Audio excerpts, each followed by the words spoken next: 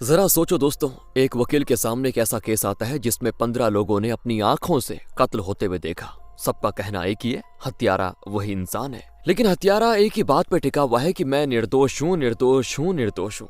अब सवाल ये उठता है, क्या वकील इतना मुश्किल केस सुलझा पाएगा जबकि सामने वो प्रोसिक्यूटर खड़ा है जिसने पूरी जिंदगी में एक भी केस नहीं हारा, हर केस जीतने का रिकॉर्ड बनाया और वो किसी भी हालत में इस हत्यारे को मौत की सजा दिलवाना चाहता है। तो फिर 15 आई विटनेस सच बोल रहे हैं या कहानी में कुछ ऐसा छुपा है दोस्तों जो किसी ने सोचा भी नहीं होगा। यही राज आज हम इस कहानी में देखने वाले हैं। बहुत ही दमदार, ग्रिपिंग और माइंड ट्विस्टिंग फिल्म है, इसलिए एंड तक जरूर देखिए। तो चलिए शुरू करते हैं। वेलकम डियर रॉकर्स, कैसे हैं आप सभी। कहानी की शुरुआत एक घर से होती है जहां खुशी का माहौल होता है क्योंकि घर के बेटे पैब्लो को उसके क्लासिकल म्यूजिक के लिए नेशनल अवार्ड से सम्मानित किया गया है। इसी खुशी को सेलिब्रेट करने के लिए घर वालों ने एक शानदार पार्टी रखी हुई है। पार्टी के बीच में दोस्तों पैब्लो की पत्नी मालिनी थोड़ी घबराहट के साथ नौकरानी लक्ष्मी से कहती है कि एक काम करो, जाओ जरा पैब्लो को बुला दो, मुझे उनके कमरे में जाने से डर लग रहा है। तो लक्ष्मी मुस्कुराते हुए कहती है, अरे मेम साहब, पति पत्नी के बीच झगड़े तो होते रहते हैं, इसमें डरने जैसी क्या बात है। जाइए और उन्हें मनाकर पार्टी में लेकर आइए,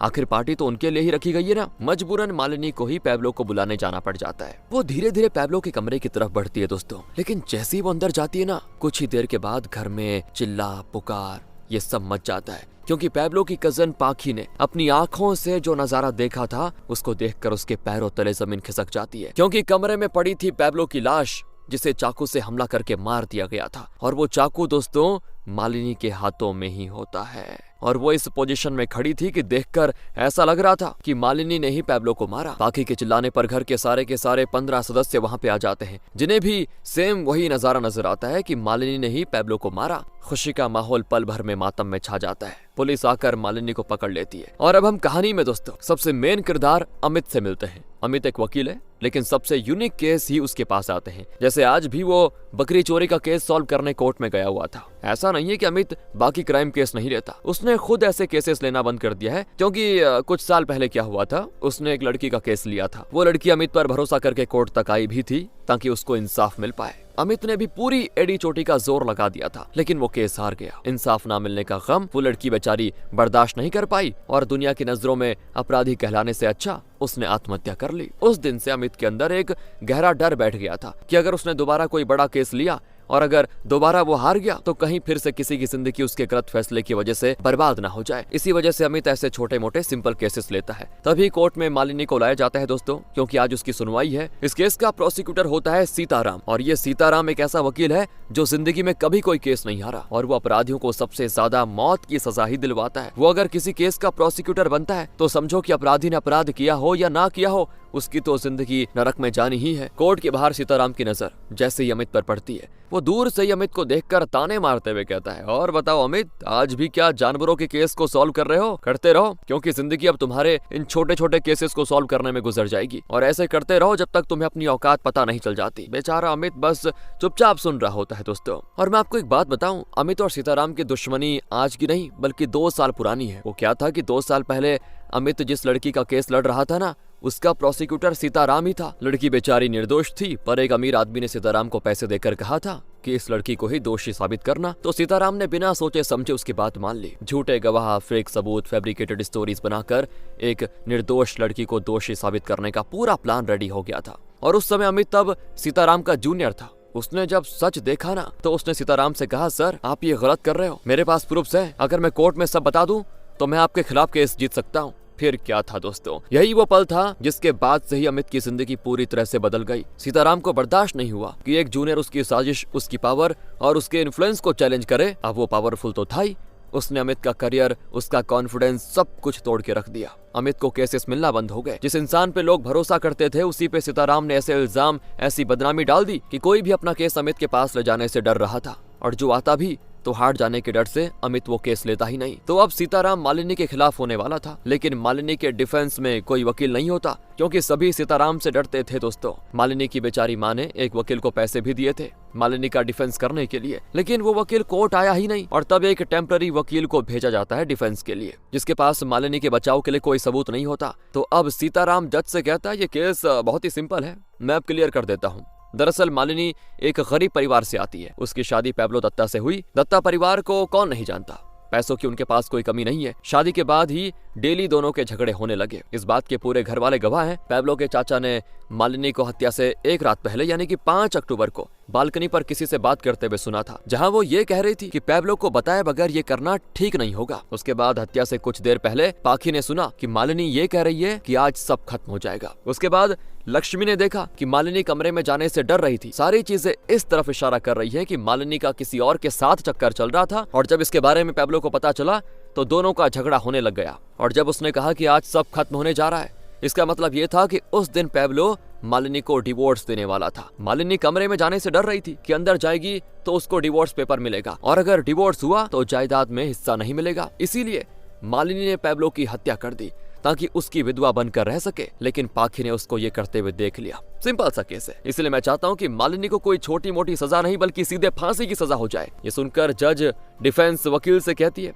आपको कुछ कहना है? तो डिफेंस वकील कहता है कि मेरे पास कोई सबूत नहीं है। अब कोई सबूत न होने की वजह से जज मालिनी को जेल में डलवा देती है। केस अभी तक नतीजे पर नहीं आया था दोस्तों, इसीलिए टाइम दिया जाता है मालिनी को कि अपने डिफेंस के लिए कोई अच्छा वकील ढूंढ पाए। अगले सीन में अमित घर पर खाली बैठा होता है तो उसके पिता उससे कहते हैं कि मालिनी का केस ले लो बेटा, उस बेचारी का केस कोई नहीं ले रहा। कम से कम कोई तो इंसान का केस मिलेगा तुझे। कब तक सीताराम के डर से ये जीव जंतुओं का केस लेता रहेगा जिसमें तेरी काबिलियत कभी सामने आती भी नहीं, दब कर रह जाती है। बेटा, अपनी कमजोरी को अपने ऊपर हावी मत होने दो, बल्कि उसको अपनी ताकत बनाओ और ऐसे लोगों को जीतने से रोको जो निर्दोषों को दोषी साबित करते हैं। लेकिन अमित कहता है कि पिताजी, ये बिल्कुल उसी तरह का केस है जो मैं हारा था। अगर मालिनी ने भी कुछ कर दिया तो मुझसे इस बार बर्दाश्त नहीं होगा, इसीलिए मैं चाहकर भी ये केस नहीं ले सकता। इसके बाद दोस्तों अमित कोर्ट आ जाता है। तब उसको वहां पे मालिनी की मां नजर आती है, जो बेचारी फॉर्म वगैरह भरने के लिए परेशान दिखाई दे रही थी, क्योंकि मालिनी को जेल में डाल दिया गया था। तो उसके लिए कुछ फॉर्म भरने थे। ये काम वैसे तो वकील का होता है, लेकिन उनके पास वकील था ही नहीं, तो वो सभी से मदद मांग रही होती है, लेकिन कोई भी उनकी मदद नहीं करता। और तब अमित उनके पास जाता है, उनके फॉर्म वगैरह सही करके देता है। इसीलिए वो अमित का शुक्रिया करके चली जाती है। तो उसको परेशान देखकर अमित को उसकी माँ याद आ जाती है, जब वो भी उसके लिए परेशान हुआ करती थी, उस समय की याद। लेकिन बेचारी अब तो मर चुकी है वो। अमित का दिल तो कह रहा था कि मालिनी का केस ले ले, लेकिन हार जाने का डर उसके ऊपर हावी हो रहा था। अब रात की बात है दोस्तों, अमित अपनी एक दोस्त के साथ होता है जो कांस्टेबल है और मालिनी वाले जेल में कैदियों की देखभाल करती है। वो उसको फोन आता है कि मालिनी ने आत्महत्या करने की कोशिश की है, इसीलिए वो जल्दी जल्दी मालिनी के पास जाती है, जिसे समय रहते बचा लिया जाता है। ये देखकर अमित को बड़ा बुरा लगता है और तब उसको अपने पिता की बात याद आती है कि अगर मैंने मालिनी का केस नहीं लिया तो कहीं उस लड़की की तरह मालिनी भी खुद को नुकसान ना पहुंचा दे, क्योंकि वही इंसान अपने आप को मारने की कोशिश करता है जिस पे गलत आरोप लगाया गया हो। इसीलिए दोस्तों आखिरकार अमित मालिनी के पास जाता है और उससे कहता है कि ठीक है, मैं तुम्हारा केस लेने को तैयार हूँ। देखो, तुम्हें जो भी पता होगा वो मुझे बता दो। मालिनी बेचारी सदमे में थी, बोल ही नहीं पा रही थी। तो अमित उसको दिलासा देता है पहले और कहता है कि हर दिन थोड़ा थोड़ा सा नोट लिख देना, मैं आकर वो ले लूंगा। मुझे पता है, देखो तुम निर्दोष हो। तो ये सुनकर मालिनी को पहली बार थोड़ा सा अच्छा महसूस होता है, वरना बाकी तो उसको फांसी देने पे लगे हुए थे। अब हमें थोड़ा सा यहाँ से पास्ट का सीन दिखाया जाता है दोस्तों, जहाँ हम देखते हैं कि पैब्लो आजकल बहुत ही ज्यादा शराब पीने में लगा हुआ है और वो मालिनी से ज्यादा सृजिता नाम की लड़की के साथ रहता है, जो कि पैब्लो की दोस्त है और दत्ता फैमिली की डॉक्टर की बेटी है, जो ज्यादातर दत्ता परिवार में ही रहती है। इन दोनों की दोस्ती मालिनी को बिल्कुल भी अच्छी नहीं लगती, लेकिन वो कुछ कहने की कोशिश करती तो पैब्लो उसको चुप करा दिया करता। और अब आ जाइए प्रेजेंट में। बाकी वकीलों को जब पता चलता है कि अमित सीताराम के खिलाफ खड़ा है तो वो अमित का खूब मजाक बनाते हैं कि तुझे पता भी है उसके खिलाफ खड़े होने का अंजाम क्या होता है। हाँ, वैसे तुझे फर्क ही क्या पड़ेगा, तू तो हमेशा केस हारता ही है। पर लोगों की बातों से अमित को कोई मतलब नहीं होता। वो अपने खबरी राजू से कहता है, दत्ता परिवार के सारे सदस्य के ऊपर नजर रखना शुरू कर दो। वो क्या करते हैं, खाते क्या है, कहाँ जाते हैं, उनका रूटीन क्या है, क्योंकि मुझे तो उस परिवार में ही कुछ गड़बड़ी लग रही है। दूसरी तरफ सीताराम को पता चल जाता है कि अमित उसके खिलाफ खड़ा होने वाला है और ये जानकर उसके गुस्से का ठिकाना नहीं होता। वो कहता है कि बस अब उस अमित की उल्टी गिनती शुरू। पिछली बार मुझसे पंगा लेने की भरपाई आज तक भुगत रहा है, अब उसका वो हाल करूंगा कि जिंदगी में कभी काला कोट नहीं पहन पाएगा। अगले दिन दोस्तों अमित को लक्ष्मी नजर आती है। वो उसके पास जाता है और अपने आप को पैब्लो का टीचर बताते हुए कहता है, आप तो दत्ता परिवार में काम करती थी ना, मैं पैब्लो का टीचर हूँ। मुझे जरा आपसे पूछना था कि पैब्लो की जिंदगी में चल क्या रहा था, मतलब उसके साथ ऐसा क्या हो गया। और दोस्तों आपको बता दूं, सीताराम ने दत्ता परिवार के सभी लोगों को किसी भी वकील से बात करने से मना कर दिया था, लेकिन टीचर समझकर लक्ष्मी अमित को बता देती है कि मालिनी और पैब्लो का झगड़ा सृजिता की वजह से होता था। एक पति पत्नी के बीच कोई दूसरी लड़की आएगी तो पत्नी कैसे बर्दाश्त करेगी, लेकिन तब भी पैब्लो की मार तक मालिनी सह जाती थी। उस बेचारी को तो किसी को डांटना तक नहीं आता था, वो किसी की हत्या कैसे कर सकती है। अब इस चीज से अमित को ये तो कंफर्म हो चुका था कि मालिनी ने कुछ किया नहीं है, सिर्फ उसको फंसाया जा रहा है। लेकिन अब इस चीज के बारे में सीताराम को पता चल जाता है कि लक्ष्मी ने गवाही दी, इसलिए वो लक्ष्मी को आकर बहुत ही चिल्लाता है कि डिफेंस वकील को घर की सारी बात बता दी तुमने। अरे कैसे कैसे लोग भर के रखे हुए हैं इस दत्ता परिवार ने। सीताराम लक्ष्मी को धमकाते हुए कहता है कि देखो, आइंदा से किसी को कुछ भी बताया तो झूठे केस में सीधा अंदर करवा दूंगा। बेचारी लक्ष्मी डर जाती है कि क्या करूं। अगले दिन दोस्तों अमित उस कांस्टेबल से बात करता है जो दत्ता परिवार के फोन करने के बाद मालिनी को पकड़ने आया था। अमित उससे कहता है, जब तुम वहां गए थे तो क्या तुमने हत्या वाली जगह पर किसी को देखा था? मतलब सबूतों से छेड़छाड़ करते हुए कुछ ऐसा देखा तुमने? तो कांस्टेबल कहता है, पूरा परिवार वहां जमा हो गया था, अगर कुछ सबूत होता भी तो परिवार वालों की वजह से मिट गया होगा। लेकिन दोस्तों ये बात करने के दौरान अमित नोटिस करता है कि सीताराम का खबरी उस पे नजर रखे हुए है कि अमित कहाँ जाता है, किससे मिलता है, सारी चीजें उस खबरी को जाननी थी। इसीलिए अमित थोड़ा सा सावधान रहना शुरू कर देता है। अब कुछ देर के बाद जब अमित मालिनी से मिलने जेल जाता है, उसको वहां दिखाई देता है कि सीताराम मालिनी से मिलने आया हुआ है और वो उसको धमका रहा होता है कि देखो, आत्महत्या का दिखावा करके सिंपैथी गेन मत करना, ये नाटक मत करो, इसका ये मतलब नहीं होगा कि तुम बच जाओगी। और तब अमित वहां पे आकर सीताराम से कहता है कि सर, आप यहाँ नहीं आ सकते, सिर्फ डिफेंस वकील को इजाजत है मालिनी से मिलने की, आप कानून तोड़ रहे हैं। बस दोस्तों ये सुनकर सीताराम को आ जाता है गुस्सा कि बेटा अब तू मुझे सिखाएगा कि कानून का पालन कैसे करते हैं। देख अमित, ये केस छोड़ दे, वरना ना तू बचेगा और ना ये केस। तभी मालिनी इन सब चीजों की टेंशन से वहीं बेहोश हो जाती है बेचारी। उसको जल्दी जल्दी हॉस्पिटल ले जाया जाता है। पता चलता है कि मालिनी तो माँ बनने वाली है। अमित उससे कहता है कि फिक्र मत करो, मैं वादा करता हूँ कि तुम्हें बचा कर रहूंगा, तुम मुझ पे बस भरोसा रखो। अमित फिर मालिनी की माँ के पास आता है और कहता है, आप प्लीज टेंशन मत लीजिए, मालिनी बिल्कुल ठीक है, आप उससे मिल सकती है। ये सुनकर मालिनी की माँ को बहुत ही अच्छा लगता है और इस बात की खुशी भी होती है कि उन्हें अमित जैसा वकील मिला। अब दोस्तों हमें पास्ट का थोड़ा सीन दिखाया जाता है, जहाँ एक रात की बात है, मालिनी की आंख खुलती है तो उसको दिखाई देता है कि पैब्लो किसी पुरानी फोटो को देखकर रो रहा है। मालिनी के पूछने पर भी वो उसको कुछ नहीं बताता। उसी के साथ साथ पैब्लो की माँ अपने भाई से उसी फोटो के बारे में बात कर रही होती है कि मैंने सारा घर ढूंढ लिया लेकिन मुझे वो फोटो कहीं नहीं मिला, अगर वो फोटो किसी के हाथ लग गया तो बहुत ही बड़ी गड़बड़ हो जाएगी। लेकिन दोस्तों वो फोटो किसका था ये तो आगे पता चलेगा। अब इसके बाद प्रेजेंट टाइम पर अमित का जो खबरी है ना, वो जब सृजिता का पीछा कर रहा होता है तभी उसको दिखाई देता है कि पैब्लो का मामा और सृजिता एक रेस्टोरेंट में आकर मिले हैं। बात क्या हुई दोनों के बीच ये पता नहीं चलता, इसलिए अमित उसको और अच्छे से नजर रखने के लिए कहता है ताकि पल पल की जानकारी उसको मिल सके। जिसके बाद अमित पैब्लो, मालिनी और सृजिता तीनों की कॉल इन्फॉर्मेशन निकलवाता है कि कब, किससे और कितने टाइम तक इन लोगों ने बात की। तो वहीं पैब्लो का मामा सभी से छुप छुपाकर किसी से मिलने जा रहा होता है और खबरी भी उसके पीछे पीछे लगा होता है। थोड़ी देर तक पीछा करने के बाद वो मामा भोला नाम के आदमी के घर पे जाता है जो कि एक झोपड़ी में रहता है। खबरी तो हैरान कि यहाँ आने का मामा का क्या मकसद हो सकता है। और अब कोर्ट की सुनवाई वाला पहला दिन आता है दोस्तों। अमित अच्छे से पूजा करके घर से निकलता है ताकि आज की सुनवाई ठीक से हो सके। कोर्ट में सीताराम पूरे एटीट्यूड के साथ रहता है जैसे कि उसको पता हो कि अमित तो कुछ कर ही नहीं पाएगा। सुनवाई शुरू होने से पहले सीताराम अमित से कहता है कि बेटा, पिछली बार केस हारने पर लड़की ने आत्महत्या की थी, इस बार का भी वही हाल लग रहा है मुझे, लेकिन इस बार फर्क सिर्फ इतना होगा कि मालिनी के साथ साथ उसका होने वाला बच्चा भी मारा जाएगा जिसके जिम्मेदार तुम होंगे, क्योंकि तुम्हारी वजह से वो केस हारेगी। अमित और घबरा जाता है, उसके हाथ कांपने लग जाते हैं। उसे वही चीज याद आती है जब वो केस हारा था पहला वाला। और अब सीताराम अपनी बात जज के सामने कहना शुरू करता है कि माय लेडी, इस केस को लंबा खींचकर सिर्फ कोर्ट का टाइम बर्बाद हो रहा है। केस बिल्कुल साफ है, लालच में आकर मालिनी ने पैब्लो को मार डाला, सिंपल बात है। तो ये सुनकर जज अमित से कहती है कि क्या आपको डिफेंस में कुछ कहना है, लेकिन अमित का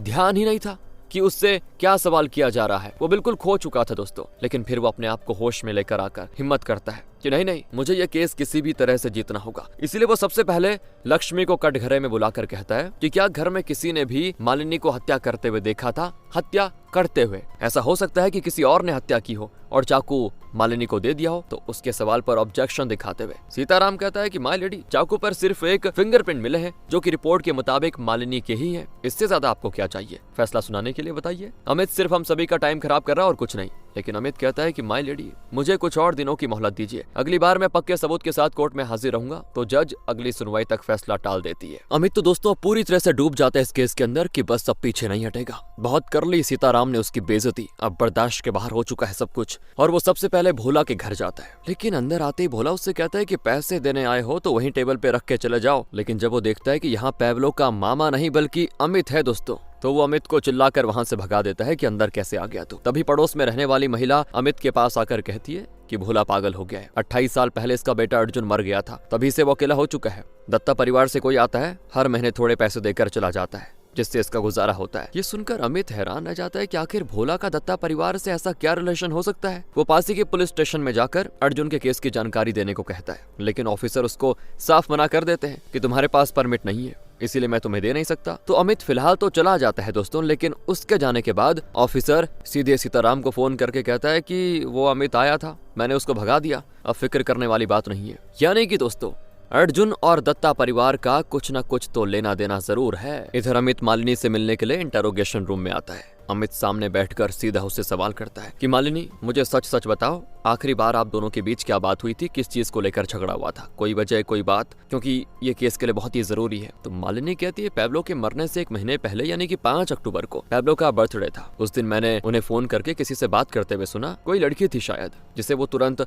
गराज में मिलने के लिए बुला रहे थे। पर जब मैंने ये सुन लिया तो वो बहुत ही ज्यादा गुस्सा हो गए। मेरा दिल किया कि मैं उनका पीछा करूं कि वो मतलब क्या करने जा रहे हैं, लेकिन हिम्मत नहीं हुई। दोस्तों जो बात ये बता रही है ना, ये सारी बातें अमित अपनी डायरी में नोट कर लेता है। जिसके बाद अगली सुनवाई वाला दिन आ जाता है। अमित सुनवाई को आगे बढ़ाते हुए कटघरे में पाखी को बुलाता है। वही पाखी जिसने सबसे पहले मालिनी को कत्ल करते हुए देखा था। पाखी थोड़ी घबराहट के साथ आती है और कहती है कि उसने जो देखा बिल्कुल सच है। तो अमित एकदम शांत लेकिन तीखी नजरों से उसको देखते हुए कहता है कि मुझे पता चला कि कुछ दिनों पहले आपका और पैब्लो का प्रॉपर्टी को लेकर काफी बड़ा झगड़ा हुआ था। पैब्लो ने कहा था कि आप लड़की हो इसीलिए आपको कम हिस्सा मिलेगा। क्यों, सही कह रहा हूं ना मैं? पाखी जी, कहीं ऐसा तो नहीं कि गुस्से में आपने ही पैब्लो को मार दिया हो और जब मालिनी लाश तक पहुंची तो आपने इस मौके का फायदा उठाकर उस पर आरोप लगा दिया कि मालिनी ने उसको मारा। अगर आपने मालिनी को कत्ल करते हुए देखा होता तो एक नॉर्मल इंसान का रिएक्शन चिल्लाना नहीं होता, बल्कि पैब्लो को बचाना होता। आखिर वो आपके अपने थे, बचाना तो आपको चाहिए था। अगर आपकी नजरों के सामने मालिनी ने उनको मारा होता, लेकिन आपने उन्हें बचाने की एक भी कोशिश नहीं की, सिर्फ शोर मचाया। और दोस्तों इस सेंटेंस से कोर्ट रूम में सभी के सभी 1 सेकंड के लिए पाखी की तरफ देखते रह जाते हैं, जैसे किसी ने उनके सामने सच का दरवाजा खोल दिया हो। अमित की बातें सीधा पाखी के बयान को चैलेंज कर रही होती है। उसकी आंखों की घबराहट ये साफ दिखाती है कि कहानी शायद उतनी सीधी नहीं है जितना वो बता रही है। अमित दोबारा उससे सवाल करता है कि अच्छा ये बताओ, मालिनी ने कितनी बार चाकू मारा था पैब्लो को? तो पाखी डरते हुए कहती है 1 बार। लेकिन अमित कहता है कि इससे पहले के बयान में आपने 3 बार कहा था, क्यों अब ये 1 कैसे हो गया? पाखी बिल्कुल घबरा चुकी थी। वो रोते हुए कहती है कि मैं उनकी कजन थी तो क्या हुआ, मैं अपने सगे भाई की तरह उसे मानती थी, भला मैं उसको क्यों मारूंगी? तो अमित जज से कहता है कि माय लेडी, मैं ये नहीं कह रहा कि पाखी ने हत्या की। अगर कोई इंसान पहली बार हत्या या कोई ट्रॉमा देख लेता है तो वो सिचुएशन को ठीक से समझ नहीं पाता। ज्यादातर केसेस में ऐसा होता है कि आई विटनेस के गलत बयानों की वजह से भी कई निर्दोषों को सजा मिल जाती है। इसीलिए मैं चाहता हूं कि अभी इस केस पर कोई फैसला ना सुनाया जाए, क्योंकि अभी बहुत कुछ सामने आना बाकी है। अमित की बातों को मानते हुए जज फैसले को अगली सुनवाई तक टाल देती है। दोस्तों चलो, कुछ तो बढ़िया हुआ। और इस चीज से कोई परेशान हो या ना हो, सीताराम जरूर टेंशन में आ जाता है कि लगता है ये मुझे हरा के मानेगा। अब क्योंकि दोस्तों अभी तक अमित को अर्जुन की केस फाइल नहीं मिली है, और अर्जुन की केस फाइल ना मिलने पर अमित और वो खबरी पुलिस स्टेशन के लाइट फ्यूज कर देते हैं और अंधेरा का फायदा उठाकर केस फाइल को चुरा कर भाग जाते हैं। पर तब सीताराम के गुंडे उसके पीछे पड़ जाते हैं दोस्तों। लेकिन अमित खबरी को फाइल देकर उसको आगे भेज देता है और खुद दूसरी ओर भागने लगता है। लेकिन वो गुंडे उसको पकड़कर खूब मारते हैं, जिससे बेचारे अमित को हॉस्पिटल में भर्ती करना पड़ जाता है। लेकिन किस्मत से उसकी जान बच जाती है और मतलब एक तरफ से उसको केस फाइल भी मिल चुकी थी। सीताराम पुलिस वालों को भेजकर अमित के घर की तलाशी करवाता है ताकि वो फाइल ढूंढ सके, क्योंकि फिलहाल वो बहुत ही ज्यादा इंपॉर्टेंट सबूत है दोस्तों मालिनी को निर्दोष साबित करने के लिए। अगले दिन सुनवाई वाला दिन होता है। सारे लोग कोर्ट पहुंच जाते हैं। अमित भी तैयारी के साथ आया होता है। वो जज से कहता है कि पिछली सुनवाई में सीताराम किसी अफेयर की बात कर रहे थे जो मालिनी और दूसरे लड़के के बीच चल रहा था। मालिनी ने प्रॉपर्टी और दूसरे लड़के को पाने के लिए ही पैब्लो को मारा, ऐसा कहा गया था। लेकिन माय लेडी, ऐसा कुछ भी नहीं है। 5 अक्टूबर को जब मालिनी किसी से बात कर रही थी, वो कॉल उसकी माँ का था, ना कि किसी बॉयफ्रेंड का। उस रात पैब्लो किसी से गराज में मिलने जाने वाला था। मालिनी की माँ ने उससे कहा था कि उसका पीछा करो, लेकिन मालिनी को पैब्लो को बताए बगैर उसका पीछा करना सही नहीं लगा। यही चीज का गलत मतलब निकाला पैब्लो के चाचा ने, और उस रात पैब्लो किससे मिलने गया था ये बात सृजिता के मोबाइल की लोकेशन ने क्लियर कर दी। उसका मोबाइल उस टाइम गराज में एक्टिव था। माय लेडी, ये सृजिता और पैब्लो का चक्कर चल रहा था, जिसमें बेचारी मालिनी पिस रही थी। पैब्लो उसको टॉर्चर करता रहता था, लेकिन फिर भी मालिनी ने कुछ नहीं कहा, क्योंकि वो अपना रिश्ता और अपने होने वाले बच्चे को बचाना चाहती थी। तो आखिर एक ऐसी लड़की अपने पति की हत्या कैसे कर सकती है? दोस्तों इस तरह की बहसबाजी के बीच में सीताराम तो हैरान रह जाता है। उसके पास कोई सवाल था ही नहीं करने को। तो जज अगली सुनवाई तक फैसला दोबारा से टाल देती है। केस अमित की तरफ झुकता हुआ नजर आ रहा था। वो इसलिए क्योंकि पैब्लो का पिता मर चुका है ना, तो उसका बड़ा चाचा संतोष ही दत्ता परिवार को संभालता है, तो वो सीताराम से कहता है कि देखो कुछ भी हो, मेरे परिवार का नाम खराब हुआ ना तो सीताराम तुझे छोड़ूंगा नहीं मैं, कैसे भी करके तुझे अमित को ये केस हराना ही होगा। और सीताराम भी परेशान हो चुका था कि करूं तो करूं क्या करूं। तब वहां पे अमित का खबरी भोला के पास जाता है और चुपके से उसका एक बाल तोड़कर अपने पास रख लेता है। ये आगे डीएनए टेस्ट के लिए काम आएगा दोस्तों, जो अमित करवाना चाहता था। और फिर आखिरी सुनवाई वाला दिन भी आ जाता है। आज ही फैसला होगा कि मालिनी का क्या होने वाला है। तो आज के दिन सीताराम और अमित दोनों तैयार थे घमासान के लिए। अमित सबसे पहले संतोष को ही कटघरे में बुलाकर कहता है, आप वैसे कितने भाई बहन हैं बताइए। तो संतोष कहता है कि एक बहन और 3 भाई, जिसमें से एक भाई यानी पैब्लो का पिता तो मर चुका है और दूसरी एक बहन है, उसको मरे हुए 28 साल हुए हैं। और ये 28 साल दोस्तों वही टाइम है जब अर्जुन के मरने की खबर आई थी, मतलब 28 साल पहले। अमित फिर सवाल करता है कि क्या कोई अर्जुन नाम का लड़का भी इस दत्ता परिवार में रहता था। तो संतोष घबरा जाता है कि अमित को अर्जुन के बारे में कैसे पता चला। वो कहता है कि हाँ, हमारे ड्राइवर का बेटा था जो इस घर की सीढ़ियों से गिरकर मर गया था। तो अमित कहता है कि अच्छा, अब मुझे ये बताइए कि क्या आपकी बहन और अर्जुन का चक्कर चल रहा था। ये सुनकर संतोष गुस्से में कहता है, ये क्या बकवास कर रहे हो, हमारे इज्जतदार खानदान पे ऐसे घटिया आरोप लगाते हुए तुम्हारी हिम्मत कैसे हुई। तो फिर अमित भाई साहब वो केस फाइल को लेके आ जाता है अर्जुन की, जहाँ पुलिस को उस टाइम भोला ने बयान दिया था कि मेरा बेटा अर्जुन संतोष की बहन इरा से प्यार करने लग गया था। वो दोनों एक दूसरे से शादी करना चाहते थे, लेकिन मैं क्योंकि ड्राइवर था और ड्राइवर का बेटा होने की वजह से दत्ता परिवार को ये रिश्ता मंजूर नहीं था। इसलिए मुझे लगता है कि मेरे बेटे की हत्या की गई है और उसको एक्सीडेंट की तरह दिखाया गया है। तो तब सीताराम ऑब्जेक्शन करते हुए कहता है कि अंडर सेक्शन 172 के मुताबिक इस तरह की FIR रिपोर्ट मायने नहीं रखते, क्योंकि इसमें सिर्फ सामने वाला अपने ख्याल लिखवाता है, जिसका सच्चाई से कोई वास्ता नहीं होता। अमित का लगाया गया आरोप सरासर गलत है, लेकिन अमित कहता है FIR छोड़िए, IPC 1869 के मुताबिक DNA टेस्ट एक बहुत ही सॉलिड सबूत होता है, जिसे अब मैं दिखाने वाला हूँ। उसको तो कंसिडर करना होगा ना। वो दिखाता है कि DNA टेस्ट के मुताबिक पैब्लो अर्जुन का बेटा है और भोला उसका दादा है। जिसे अभी तक पैब्लो की माँ कहा जा रहा था, वो उसकी माँ है ही नहीं। इरा और अर्जुन को प्यार हुआ और उनसे पैब्लो ने जन्म लिया। इस बात को कंफर्म करने के लिए अमित पैब्लो की माँ, जो संतोष की बहन है, उसको कटघरे में बुलाकर कहता है कि मैं और कुछ सबूत लाकर सबके सामने आपके परिवार की सच्चाई बता सकता हूँ, लेकिन इससे आपके परिवार की और बेइज्जती होगी। तो बेहतर यही होगा कि आप जो जानती हैं वो कबूल कर लीजिए। ये सुनकर पैब्लो की माँ, जो मतलब वैसे तो नहीं है, सारी बातें बता देती है कि मैं कभी माँ नहीं बन सकती थी, लेकिन फिर भी मैंने पैब्लो को अपने बेटे की तरह पाला है। मुझे पता था भोला अर्जुन के मरने से कितना दुखी था, इसीलिए मैं अपने भाई के हाथों उसको पैसे भिजवा दिया करती थी ताकि वो अपनी जिंदगी गुजार सके। तो अमित जज से कहता है कि मेरा ख्याल है कि दत्ता परिवार में से ही किसी ने अपने परिवार की इज्जत बचाने के लिए पैब्लो की हत्या कर दी, क्योंकि पैब्लो जान गया था कि उसका असली परिवार कौन है। तो ये बात दुनिया के सामने ना आ जाए, उन सभी ने पैब्लो को भी मार डाला। जिस पर जज कहती है अमित से कि तुम जो कह रहे हो उसका सबूत है तुम्हारे पास क्या। तो अमित कहता है जी बिल्कुल है। मैं कटघरे में अब पैब्लो की सौतेली दादी यानी कि संतोष की माँ को बुलाना चाहती हूँ। ये सुनकर संतोष सीधे खड़ा होकर कहता है कि मैं अपना अपराध कबूल करने को तैयार हूँ। मैं ही वो इंसान हूँ जिसने पैब्लो को मारा है। अर्जुन को मारने का मेरा कोई इरादा नहीं था, वो तो गलती से हो गया था, लेकिन खानदान की इज्जत बचाने के लिए मैंने पैब्लो को मार डाला। पर जज नतीजे पर आने से पहले अमित से सवाल करती है कि क्या संतोष सही कह रहा है। तो अमित कहता है माय लेडी, ये संतोष झूठ कह रहा है और ये बात मेरे पास जो सबूत है ना वो साबित कर देगी। मैं सबूत संतोष की माँ के आने के बाद ही दिखाऊंगा। और तब ना चाहते हुए भी संतोष की माँ को बुलाया जाता है, जो व्हील चेयर पर आती है। तो अमित उसी पार्टी का वीडियो चलाता है जिस पार्टी में पैब्लो की जान गई थी। ये टाइम था पैब्लो के मरने से पहले का दोस्तों, और उस टाइम दादी के जूते पर खून लगा होता है जिसे साफ करना वो भूल गई थी। इसके बाद अमित कॉल हिस्ट्री बताता है कि इसी टाइम दादी ने कॉल किया संतोष को और उसके बाद संतोष पार्टी से हटकर पैब्लो के कमरे में गया और इसके करीब 20 मिनट के बाद संतोष कमरे के बाहर आया और शोर होने लगा कि पैब्लो मर चुका। वीडियो में साफ देखा जा सकता है कि संतोष ने ग्लव पहने हुए, मानो कहीं से सबूत मिटा कर आ रहा हो, लेकिन ग्लव निकालना भूल गया। दादी ने ही अपने परिवार की इज्जत बचाने के लिए पैब्लो को मार डाला ताकि दुनिया को ना पता चले कि पैब्लो किसकी औलाद है। और इस काम को करने के बाद संतोष ने अपनी माँ का साथ दिया क्राइम सीन क्लियर करने में, और अपनी ही माँ को बचाने के लिए वो खुद हत्या के आरोप को ले रहा है। तब दादी कहती है जो भी अमित ने कहा वो बिल्कुल सच है, मैंने ही पैब्लो को मारा था। जब उसको उस फोटो के जरिए पता चला कि उसका असली पिता कौन है, तो वो हम सबसे नफरत करने लग गया। वो दुनिया को हमारे परिवार की करतूतें बताना चाहता था, लेकिन कहीं वो सबको इसके बारे में ना बता दे, मैंने मजबूरी में आकर उसकी हत्या कर दी। मालिनी की कोई गलती नहीं है। जब वो पैब्लो के कमरे में आई और उसको जमीन पर गिरे हुए देखा तो तुरंत लाश के पास गई और चाकू निकाल दिया, इस उम्मीद में कि शायद पैब्लो अभी भी जिंदा हो। तभी पाखी और बाकी सभी ने मालिनी को देखकर समझ लिया कि वही वो इंसान है जिसने पैब्लो को मारा। अब दोस्तों अमित जज से कहता है कि मैं रिक्वेस्ट करता हूँ अर्जुन का केस वापस ओपन किया जाए ताकि सच का पता लगाया जा सके। मैंने अपनी बात रख दी है और कुछ नहीं नहीं कहना चाहता। यानी कि दोस्तों मालिनी तो निर्दोष साबित हो गई। उसके ऊपर लगाए गए सारे आरोप झूठे थे। वो रात को बात करना, कमरे के अंदर